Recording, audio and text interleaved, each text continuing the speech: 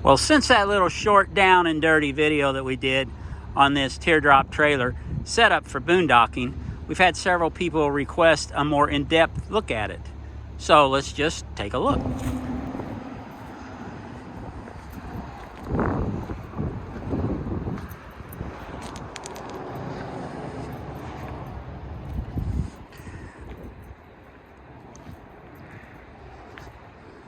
Here's an interesting little project that we picked up this summer. And it was basically to take this little teardrop trailer and set it up so that you could boondock. The customer had done tons of research and had purchased all of the materials and basically just brought them to us and said, Keith, can you do this for us? And here's what we came up with. So how do you get the power from the solar panels to the batteries? And that is through outside receptacles. These are just standard 15 amp waterproof receptacles. Space is an absolute commodity on these things. So he had seen on YouTube somewhere people putting them on the outside. So we ended up getting a metal toolbox, and we didn't want it to be black because it would just really get hot, and heat, of course, is the enemy when you're doing this type of thing.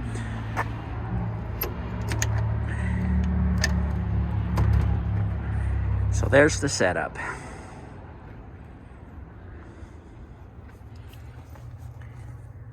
This is where they come in, the cables from the solar panels, and they come in, they combined into a breaker, and it's a fuse as well.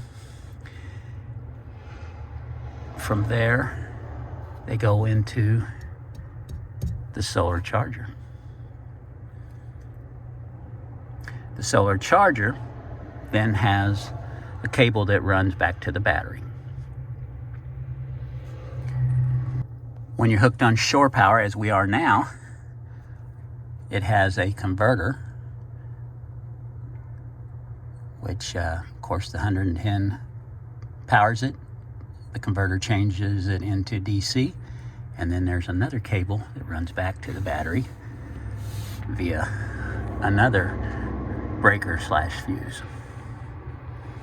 Now, in order to charge laptops, run a little portable electric heater, very small one, he chose to go with an inverter. And the one that he brought us is also a solar controller, but we didn't want to use that part of it because he has this really nice controller here. So we're only using the inverter part of this.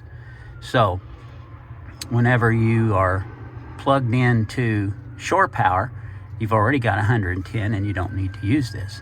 Whenever you are boondocking and you need to have 110, AC, then what you'll do is you'll run power from the battery through the inverter, and then it powers whatever appliance that you're using. Now, all that is fine and dandy until it starts getting too hot. And like I said, heat's the enemy.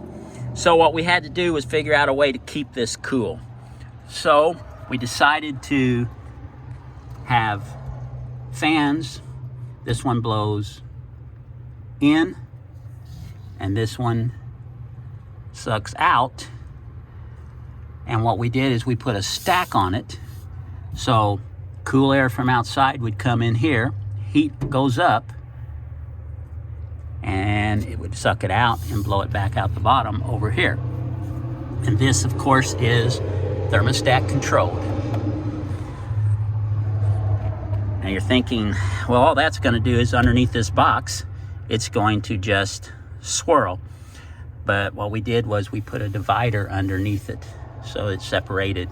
This is pulling cool air in, and it's blowing the hot or warm air out, and it goes out the other side. It was just one of the things we thought we had better do to assure that it's getting as cool air as possible. And there's a little 12-volt fuse box. It basically just runs the fans. So it's a pretty nice little setup there. This is storage. This is where he keeps his cables and extension cords and stuff. And then the solar panels, he actually has a rack in his SUV for them. Okay, on the inside, there is his 200 amp hour lithium battery. You can see the shunt, the Victron shunt, which shows him all the power consumption and usage on his phone. And this was a good place to store this, you know, up underneath the bed here. And so space in this thing, like I said, is a commodity. So underneath the front cabinet here is where we put the breaker box. This is where the shore power comes in, 110. This has a air conditioner mounted on the front wall, and that's what this is. And then you have all of it is, protected by breakers. Now, when he wants to use his inverter system, when he's boondocking and he needs to get 110 AC, he's going to have to turn on the inverter, which is right here. And I did the KISS method on this, to keep it simple, stupid. We didn't want to, put a transfer switch in here because what that's going to do is take up more space. So basically what he does is he's got this little strip right up here. And when he's on shore power, it's plugged into this receptacle on this side. And that's coming directly off of the shoreline. Whenever he wants to use the inverter, he turns it on, takes this cord, unplugs it, and plugs it over here. And now this strip is powered from the inverter. This is the very small little electric space heater that he has. And it draws 2.1 amps AC. So that's about 22 amps DC whenever it goes the 10-to-1 ratio on the inverter. So with a 200 amp battery, he can get 4 to 6 hours of heat out of that little heater. Well, so there you have it. We set it up as simple as possible for the customer to make it as user-friendly as possible and as simple as possible. There's a lot to solar, and it can get very confusing. This was kind of a down and dirty little video. I just wanted to show you another way that you can apply solar technology to van life, to trailer camping, car camping, boondocking, nomad, all those things. Thanks for coming along with us. Hope this helps, and we'll see you on the next one. Later.